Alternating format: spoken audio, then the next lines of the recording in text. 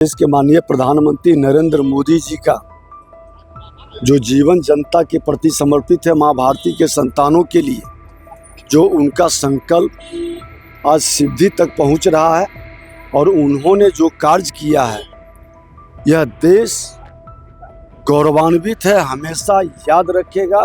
पूरे विश्व के अंदर इस देश के सम्मान को बढ़ाया है और माँ भारती के धरती पर जन्म लेने वाले किसी भी जाति, धर्म, क्षेत्र, भाषा का हो, हर लोगों की चिंता किया। भारत के प्रधानमंत्री नरेंद्र मोदी ने एक नया रिकॉर्ड कायम कर दिया है। सबसे अधिक समय तक शासन करने वाले राजनेता बन गए। आपको बता दें कि वो पहले गुजरात के सीएम थे, फिर देश के प्रधानमंत्री बने और तब से अब तक वो लगातार शासन कर रहे हैं। और ऐसे में कुल 8,931 दिन का उन्होंने रिकॉर्ड बनाया है।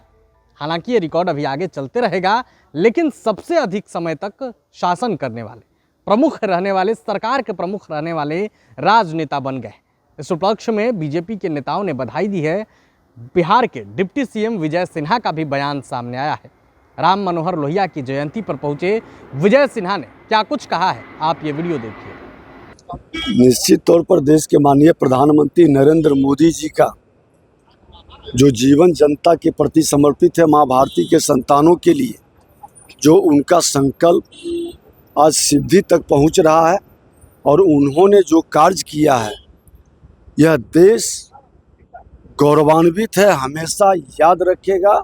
पूरे विश्व के अंदर इस देश के सम्मान को बढ़ाया है और माँ भारती के धरती पर जन्म लेने वाले किसी भी जाति, धर्म, क्षेत्र, भाषा का हो, हर लोगों की चिंता किया, हर लोगों के विकास का, हर लोगों के सम्मान का, हर लोगों के उत्थान का काम किया है।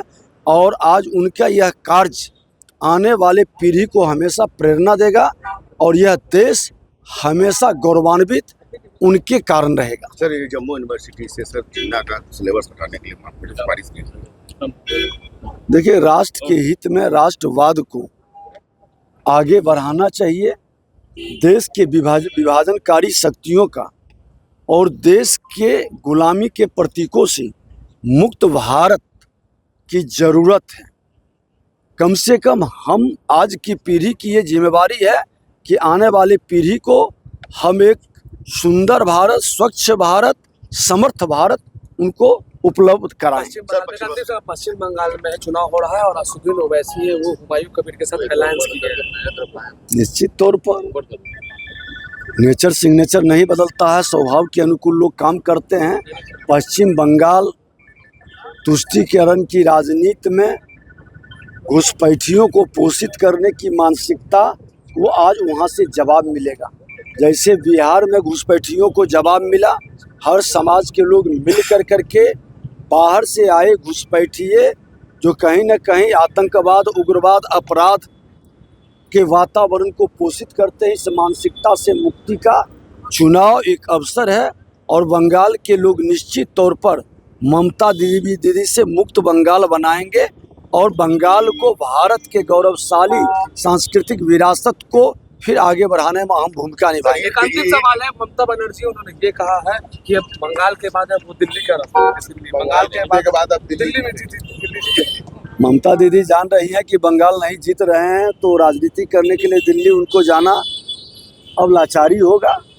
वो समझ रही है कि मौसम का रुख क्या है। सर, ममता बनर्जी ने ईद में प्रभातखबर.com, विश्वास वही, रफ्तार नहीं।